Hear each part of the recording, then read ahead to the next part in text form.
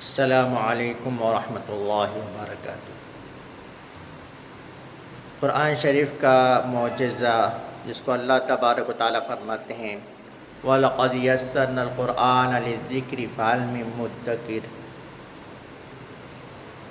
کہ جو قرآن شریف یاد کرنا چاہتا ہے ہم اسے آسان کر دیتے ہیں۔ قرآن شریف اللہ کا ایک معجزہ ہے، اور جو اس کو یاد کرنا چاہتا ہے اللہ تبارک و تعالیٰ اس کے لیے آسان کر دیتے ہیں۔ ایسے ہی ایک معجزہ ہوا ہے مہاراشٹر کے سیلو گاؤں میں،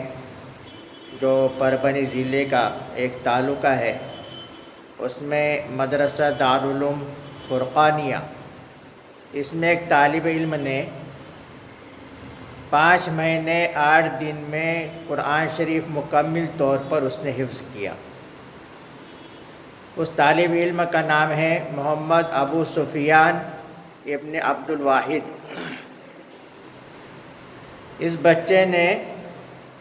5 مہینے 8 دن میں قرآن شریف مکمل حفظ زبانی یاد کر لیا۔ یہ اللہ تبارک و تعالیٰ کا اس جو قرآن شریف کے تعلق سے اللہ نے جو فرمایا ہے کہ ہم اسے آسان کر دیتے ہیں جو اسے یاد کرنا چاہتا ہے، اس بات کی دلیل ایک معجزہ ہے، کرامت ہے کہ آپ ایسی کوئی کتاب دوسری اتنی آسانی سے یاد نہیں کر سکتے جتنے کہ قرآن شریف کو آسانی سے آپ یاد کر سکتے ہیں۔ اور یہ جو بچہ جس مدرسے میں جس دارالعلوم میں تعلیم حاصل کرتا ہے، اس میں تقریباً 260 طلباء ہیں، تعلیم حاصل کرتے ہیں۔ حفاظ اور علماء کی وہاں سے بہت سارے حفاظ علماء کے فراغت ہو چکی ہیں، اور وہاں جو ایک خصوصیت جو خاص بات ہے کہ وہاں جو معلم ہے، استاذ ہے، جن کے پاس اس بچے نے تعلیم حاصل کیا، وہ استاذ حافظ شفیق صاحب میرے ساتھ پڑھے ہوئے ہیں۔ ہم لوگ 1991-92 میں بیڑ کے دارالعلوم بیڑ کے جو مدرسہ ہے اس میں تعلیم حاصل کرتے تھے، تو ہم لوگ ساتھ میں پڑھے ہوئے ہیں۔ اس وجہ سے ہمارا جو ہے کانٹیکٹ ہوا،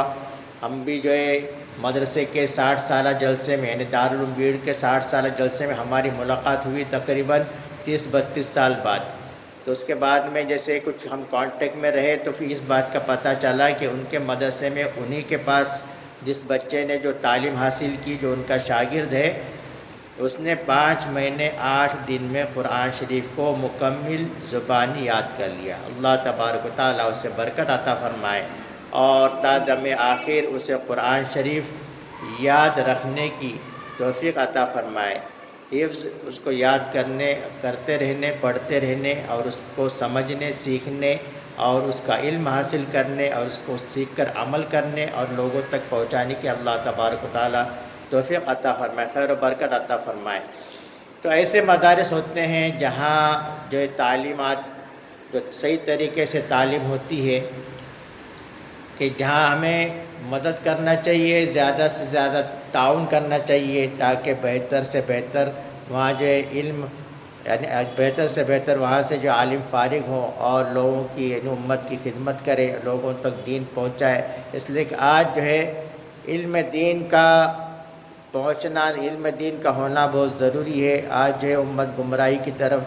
جا رہی ہے، اور کچھ لوگ، کچھ جماعتیں ایسی بھی بنی ہوئی ہے جو ہے علم سے لوگوں کو روکنا چاہتی ہے، یا پھر یوں سمجھو کہ علماء سے بدظن کرنا چاہتی ہے۔ اللہ تبارک و تعالیٰ تمام امت مسلمہ کی اور تمام علماء کی ایسے شر پسندوں سے